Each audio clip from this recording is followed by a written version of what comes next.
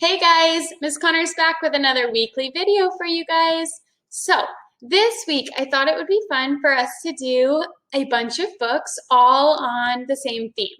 We've done this before with Little Red Hen and The Gingerbread Man and a couple others throughout the year. So yesterday I had you guys listen to the story of the Three Little Pigs because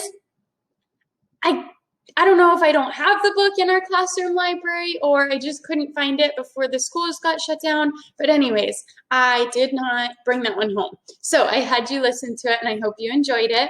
But today I thought we would read another version of that type of book, and it is The Three Little Wolves and the Big Bad Pig. So here we go. Once upon a time, there were three cuddly little wolves with soft fur and fluffy tails who lived with their mother. The first was black, the second was gray, the third was a white wolf. One day, the mother called the three little wolves around her and said, "My children, it is time for you to go out into the world. Go and build a house for yourselves, but beware of the big bad pig." "Don't worry, Mother. We will watch out for him," said the three little wolves, and they set off.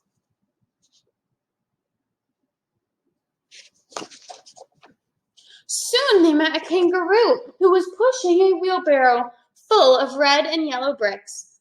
"Please, will you give us some of your bricks?" asked the three little wolves.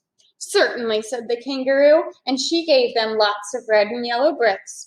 So the three little wolves built themselves a house of bricks.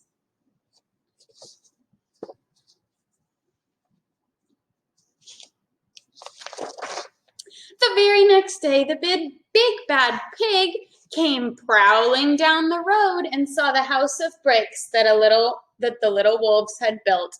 The three little wolves were playing croquet in the garden. Ooh, that is a good word to practice our skill, boys and girls. The word croquet. The pig sees them playing croquet in the garden. Look at the pictures and see if you can figure out what croquet might mean. The pig sees the wolves playing croquet in the garden. That must mean this game right here.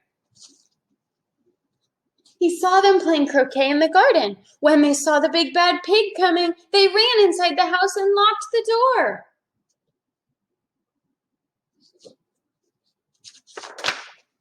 The pig knocked on the door and grunted, little wolves, let me come in." No, said the three little wolves. "By the hair on our chinny chin chins, we will not let you in, not for all the tea leaves in our china teapot." "Then I'll huff, and I'll puff, and I'll blow your house down," said the pig. So he huffed, and he puffed, and he puffed, and he huffed, but the house didn't fall down. But the pig wasn't called big and bad for nothing. He went and fetched a sledgehammer, and he knocked the house down. The three little wolves were only just managed to escape before the bricks crumbled, and they were very frightened indeed.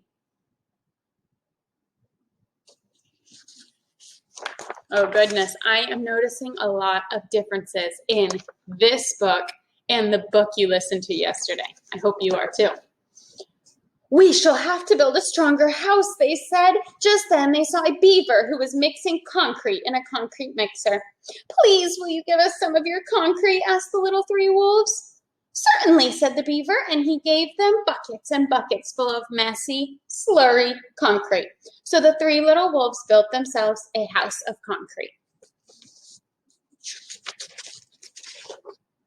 No sooner had they finished than the big bad pig came prowling down the road and saw the house of concrete that the little wolves had built.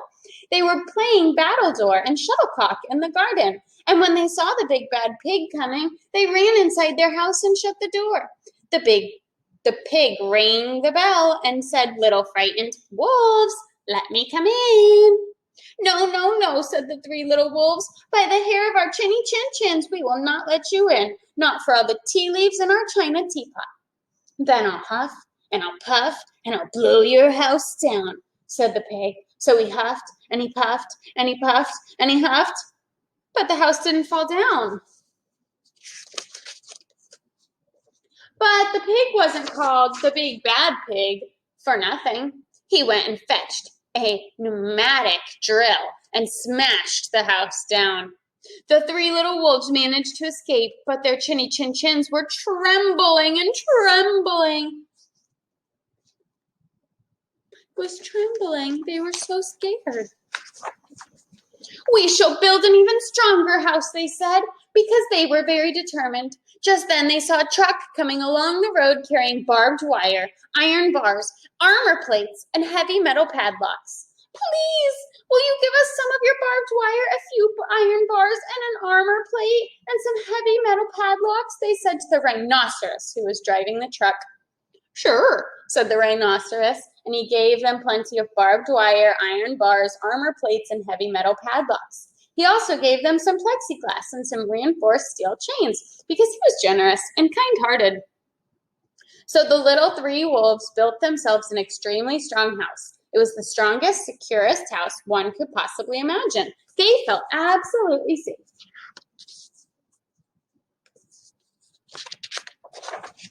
The next day, the big bad pig came prowling along the road as usual. The three little wolves were playing hopscotch in the garden. When they saw the big bad pig coming, they ran inside their house, bolted the door, and locked all 37 padlocks.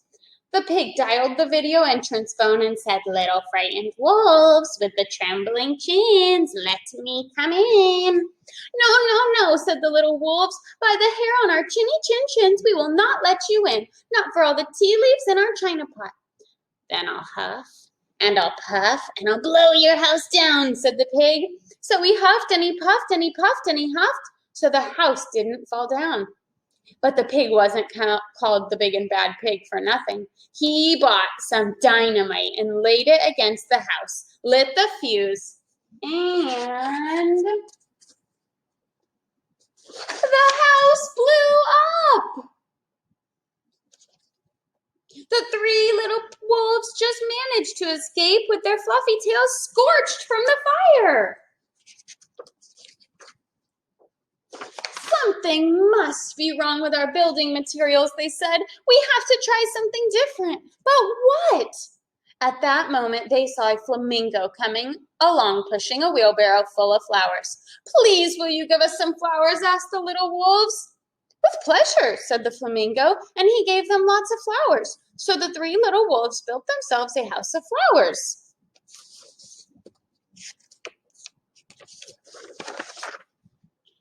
One wall of marigolds, one of daffodils, one of pink roses, and one of cherry blossoms. The ceiling was made of sunflowers, and the floor was a carpet of daisies. They had water lilies in their bathtub and buttercups in their refrigerator. It was a rather fragile house, and it swayed in the wind, but it was very beautiful. Next day, the big bad pig came prowling down the road and saw a house of flowers that the three little wolves had built. He rang the bluebell at the door and said, "Little frightened wolves with a trembling chin and scorched tails, let me come in." "No, no, no," said the three little wolves. "By the hair on our chinny chin chins, we will not let you in, not for all the tea leaves in our china teapot." "Then I'll huff, and I'll puff, and I'll puff, and I'll huff, and I'll blow your house down," said the pig. But as he took a deep breath, ready to huff and puff, he smelled the soft scent of the flowers. It was fantastic. And because the scent was so lovely, the pig took another breath and then another. And instead of huffing and puffing, he began to sniff. He sniffed deeper and deeper until he was quite filled with the fragrant scent. His heart grew tender, and he realized how horrible he had been. Right then, he decided to become the big, good pig, and he started to sing and dance the tarantella.